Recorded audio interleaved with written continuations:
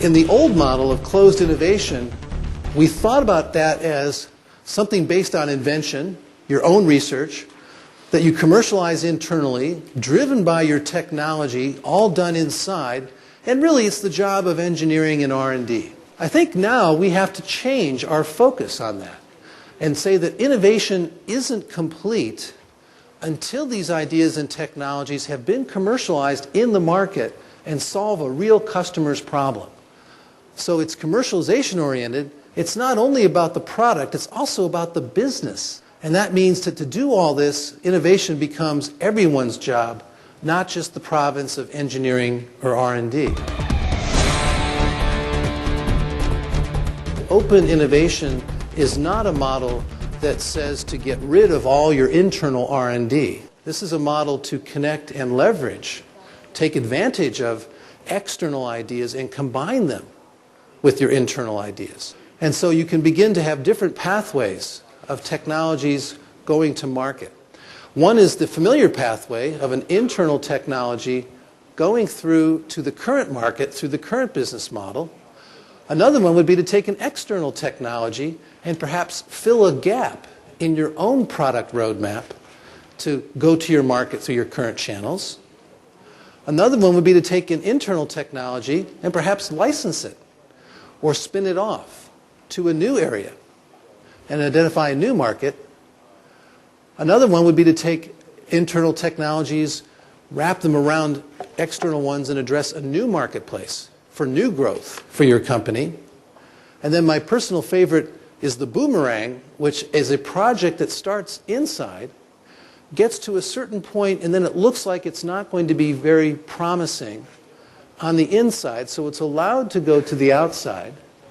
Once outside, you receive new information that you didn't expect when you initially decided not to continue it internally.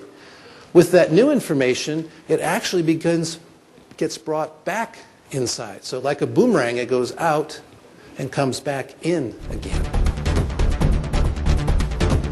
And the iPod, I think, is a wonderful example, not so much of technology innovation, but really of business model innovation as well. So let me explain both parts of this.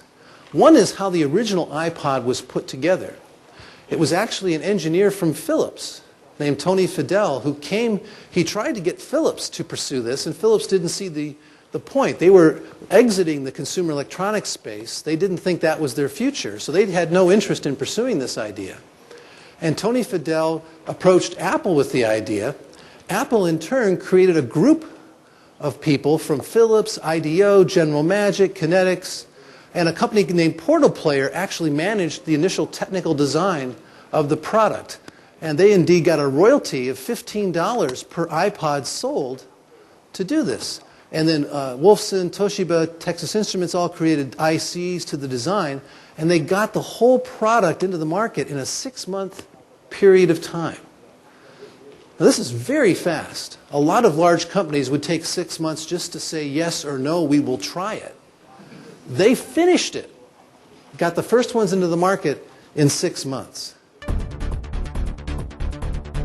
This is a company that you think of as very stable consumer products, growth-oriented company, and the stock falls in half in a 4-month period of time. And so one of the things they did in analyzing the reasons for their financial difficulty was the problem they had of creating new brands. And to do that, they decided they needed to open up, and they created a process that became known as connect and develop. So instead of R&D, research and development, this became known as C&D, connect and develop. So Procter & Gamble is saying we don't have to research it. We do have to connect to it and then commercialize it.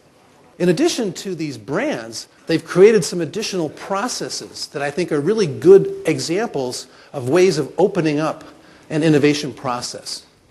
One that they have is a group of technology scouts inside Procter & Gamble. These people used to work in the internal R&D organization. Their focus now is to take that knowledge of the processes in P&G and look for external ideas that could be brought in that would work with those processes. So this is not an assignment you can give to your purchasing organization and ask them to go find these opportunities.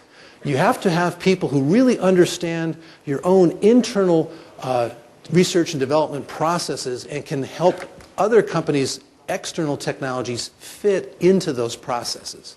So it takes a lot of process knowledge to make that work.